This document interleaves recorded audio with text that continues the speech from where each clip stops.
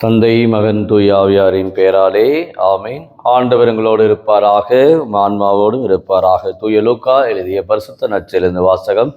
ஆண்டவரே மாட்சி உமக்கே. பிரிவு 1 இறைவார்த்தைகள் 26 38 முடிய.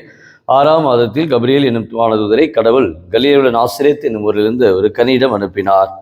அவர் தாவீது குடும்பத்தினராகிய யோசேப்பு என்னும் பெயருடைய ஒருவருக்கு மன ஒப்பந்தமானவர். அவர் பெயர் மரியா. வானதூதர் மரியாவுக்கு தோன்றி, அருள் நிறைந்தவரே வாழ்க, ஆண்டவர் உம்மோடு இருக்கிறார் என்றார். இவ்வார்த்தைகளை கேட்டு மரியா கலங்கி, இந்த வாழ்த்து எத்தகையதோ என்று எண்ணிக்கொண்டிருந்தார். வானதூதர் அவரை பார்த்து, மரியா அஞ்ச வேண்டாம், கடவுளின் அருளை கண்டடைந்துள்ளீர். இதோ கருவற்று ஒரு மகனை பெறுவீர், அவருக்கு இயேசு என்று பெயரிடுவீர். அவர் பெரியவராய் இருப்பார், உன்னத கடவுளின் மகன் எனப்படுவார். அவருடைய தந்தை தாவீதின் அரியணையை ஆண்டவராய கடவுள் அவருக்கு அளிப்பார். அவர் யாக்கோவின் குடும்பத்தின் மீது என்றென்றும் ஆட்சி செலுத்துவார். அவருடைய ஆட்சிக்கு முடிவே இராது என்றார். அதற்கு மரியா வானதூதரிடம், இது எப்படி நிகழும்? நான் கன்னி ஆயிற்றே என்றார். வானதூதரிடம், தூயாவி உம்மீது வரும், உன்னத கடவுளின் வல்லமை உம்மேல் இடரும். அதனால் உம்மிடம் பிறக்கப் போகும் குழந்தை தூயது. அக்குழந்தை இறைமகன் எனப்படும். உம் உறவனாய் எலிசபெத்தும் தம் முதிர்ந்த வயதில் ஒரு மகனை கருத்தரித்திருக்கிறார். கருவுரை இயலாதவர் என்று சொல்லப்பட்டவருக்கு இது 6ஆம் மாதம். என்னை கடவுளால் இயலாது ஒன்றுமில்லை என்றார். பின்னர் மரியா, நான் ஆண்டவருடைய அடிமை, உம் சொற்படியே எனக்கு நிகழட்டும் என்றார். அப்பொழுது வானதூதர் அவரை விட்டு அகன்றார். இது வாழ்வு தரும் கிறிஸ்துவின் நற்செய்தி.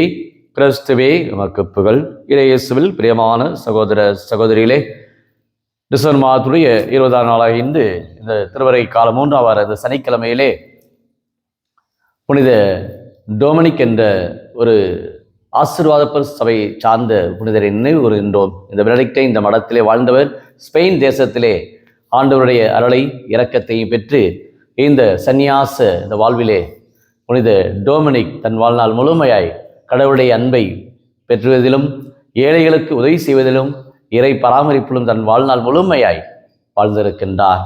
இறை ஒன்றிப்புக்கு சான்று பகர்கின்றார்.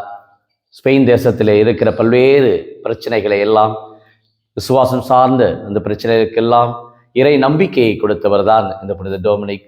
துறவர அந்த மடத்திலே வாழ்ந்து ஜபத்திலும் தவத்திலும் புண்ணியத்திலும் ஆண்டவருடைய கட்டளைகளை கருத்தாய் கடைபிடித்தவர் தான் புனித டொமினிக். அவருடைய இந்த திருநாளிலே ஆண்டவரை போற்றுவோம். இன்றைய இந்த வாசல் அனைத்து இன்றைய முதல் வாசகத்தை பார்க்கிற பொழுது ஏசாயா புத்தகத்திலிருந்து ஆகாசுக்கு ஆண்டவர் வெளிப்படுகின்றார். இதோ கன்னி கருவுற்று ஒரு மகனை பெற்றெடுப்பார், இம்மானுவேல் என்று அந்த குழந்தைக்கு பெயரிடுவார் என்று சொல்லப்படுகிற ஒரு அடையாளத்தை ஆண்டவர் ஆகாசுக்கு வெளிப்படுத்துகின்றார். ஆக ஆல்மா என்று அந்த இறை வார்த்தை குறிப்பிடப்படுகிறது. அதாவது இளம் பெண் என்று அன்னை மரியாவை பற்றி அந்த வார்த்தைகள் சொல்லப்படுகின்றது. பவுலடியாரும் கலாத்திய மடலிலே அருமையாக குறிப்பிடுவார். அன்னை மரியாளை பற்றி அந்த அளவுக்கு இறை ஒன்றிப்பிலே அன்னை மரியாள் ஆண்டவருடைய தாயாக, கடவுளுடைய வாழ்வை என்றுமே பிரதிபலிப்பவராக இருப்பார் என்பதை அவர் பவுலடியாரும் தன்னுடைய வாழ்நாளிலே குறிப்பிடுவார்.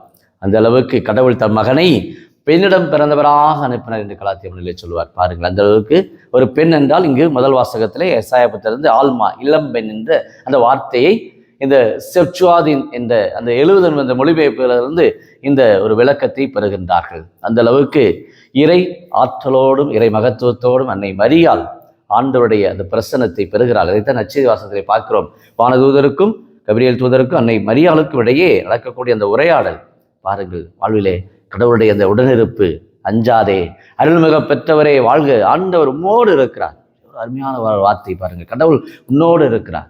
ஒவ்வொருடைய வாழ்விலும் கடவுள் வெளிப்படுகிறார். அன்னை மரியாளுக்கு ஆண்டவர் வெளிப்படுகிறார். கவஞ்சாதே, திகையாதே, கலங்காதே, உன்னோடு நான் இருக்கிறேன், பயப்படாதே. பாருங்க எந்த அளவுக்கு நான் கன்னி ஆயிற்றே என்று அன்னை மரியாள் உடல பல கேள்விகள், எங்கனமாகும், எப்படி ஆகும், நான் கன்னி ஆயிற்றே. இது மனித ரீதியான யதார்த்தமான ஒரு வார்த்தை இருந்தால் அதையும் கடந்து செல்கின்றார். மீண்டும் கடவுள் உனக்கு இந்த ஒரு வாய்ப்பை கொடுத்திருக்கின்றார். கடவுள் உன்னோடு இருக்கிறார், கலங்காது என்று சொல்லுகிற பொழுது அன்னை மரியாள், இதோ ஆண்டவருடைய அடிமை, உம்முடைய விருப்பப்படி எனக்கு ஆகட்டும் என்று சொல்லுகின்றார். பாருங்கள், அன்னை மரியாள் தன்னையே சரணாகதியாக ஆண்டவரிடத்தில் ஒப்புக் கொடுக்கின்றார். முழுமையான கீழ்ப்படிதல் பார்க்கிற அன்னை மரியாளுடைய வாழ்விலே, செக்கரியா வாழ்விலும் பார்க்கிறோம். கடவுள் அங்கு உன்னுடைய மன்றாட்டு கேட்கப்பட்டது என்று சொல்லுகின்றார். யாருடைய ஆண்டவரத்தை இடைவிடாது ஜெபிக்கின்றவர்கள், இடைவிடாது நாம் மன்றாடுகிற பொழுது ஆண்டவர் நம்மை கைவிட மாட்டார். பாருங்க, அன்னை மரியாளை ஆண்டவர் தெரிந்திருக்கிறார். இன்றைய நற்செய்தி வாசகத்திலே பார்க்கின்றோம். ஆண்டவர் அந்த அளவுக்கு கடவுளுடைய அந்த ஒரு வல்லமை அன்னை மரியாள் நிரப்பப்படுகின்றார், அருளோடு வாழ்கின்றார். அன்னை மரியாள் வாக்குறுதியில் அவள் நிலைத்து நிற்கின்றார். அன்னை மரியாள் பெற்ற அந்த வாழ்வை ஒவ்வொரு நாளும் தியானித்து தன் வாழ்நாள் முழுமையாய் இயேசுவை பெற்றெடுக்கின்ற காலங்களிலே தன்னை முழுமையாக கடவுளுடைய திட்டத்திலே தன்னை பணிக்கின்றார். யோசேப்பையும் பார்க்கிறோம் குடும்பம், அவரும் கடவுளுடைய அந்த வெளிப்பாட்டை உணர்கின்றார், கனவுலே எச்சரிக்கப்படுகின்றார், நீ கலங்காதே. ஒரு கங்கே இங்கே மரியாளுக்கும் பாருங்கள், யோசேப்பு மரியாள் இருவருமே கடவுளுடைய அந்த ஆற்றலால் அவள் நிரப்பப்படுகிறார்கள். உம்முடைய விருப்பப்படி எனக்கு ஆகட்டும் என்று சொல்கிறார்கள். அந்த இயேசு தொழுநோயை குணப்படுத்த பொழுது என்று சொல்கிறார், அவன் சொல்லுகின்றார், நீர் விரும்பினால் இந்த நோயை உம்மால் குணமாக்க முடியும் என்று சொல்லுகின்றார். பாருங்கள், ஆண்டவரே நான் விரும்புகிறேன், உம்மால் குணமாக்க முடியும் என்று சொல்லுகிறார்.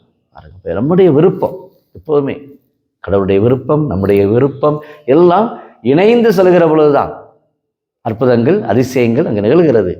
ஏதோ கடவுளே தோன்றி நமக்கோடு வருவதல்ல, மாறாக நம்முடைய மனித விருப்பங்கள், மனித ஆசைகள், மனித தேடல்கள் கடவுளை தேடி செல்வது. அதான் இந்த திருவரை காலம், மீட்பின் காலம், இரட்சணியத்தினுடைய ஒரு காலம். கடவுளை நாம் எல்லாம் தேடி செல்வது. குழந்தையாக வருகிறார், மனித தோழமையோடு வருகின்றார், மனிதரை அன்பு செய்ய வருகின்றார். 3:16 கடவுள் எந்த அளவுக்கு இந்த உலகத்தை அன்பு செய்கிறார் என்றால் தம் ஒரே பேரான மகனை உலகிற்கு கொடுக்கும் அளவுக்கு அன்பு கூர்ந்தார். ஜெபிப்போமா?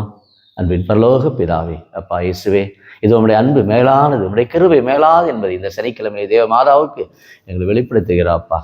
இது உம்முடைய ஆண்டவருடைய அடிமை, உம்முடைய விருப்பப்படி எனக்கு ஆகட்டும் என்று அன்னை மரியாள் சொன்னதனால் இன்றைக்கு மீட்பரின் தாயாக, திருச்சபையின் தாயாக, எங்கள் அனைவருக்குமே சொந்த தாயாக திருச்சபையில அன்னை மரியாளுடைய பிரசன்னம் எங்களை இந்த சனிக்கிழமையிலே தேவ மாதாவுடைய கிருபை எங்கள் குடும்பத்தை ஆட்கொள்ள முடியாக வேண்டுகிறோம். இந்த யூடியூபில் ஜெபிக்கிற அநேக குடும்பத்தார் உலக சமாதானத்திற்காக, குடும்ப சமாதானத்திற்காக, ஒற்றுமைக்காக, உம்முடைய திருவுளத்தை அறிந்து நடக்க ஒவ்வொரு நாளும் ஜெபிக்கிற அநேக மக்கள், அநேக குடும்பத்தார் உம்முடைய விருப்பத்துக்கு ஏற்றபடி செயல்பட, உம்முடைய விருப்பமே எங்களுடைய வாழ்க்கையில நிறைவேற இயேசுவே இந்த காலங்களிலே, இது இந்த டிசம்பர் மாதத்திலே, இந்த வருடத்திலே, இந்த இறுதி காலங்களிலே இதை நாங்கள் நம்ம வேண்டி ஜெபிக்கிறோம்.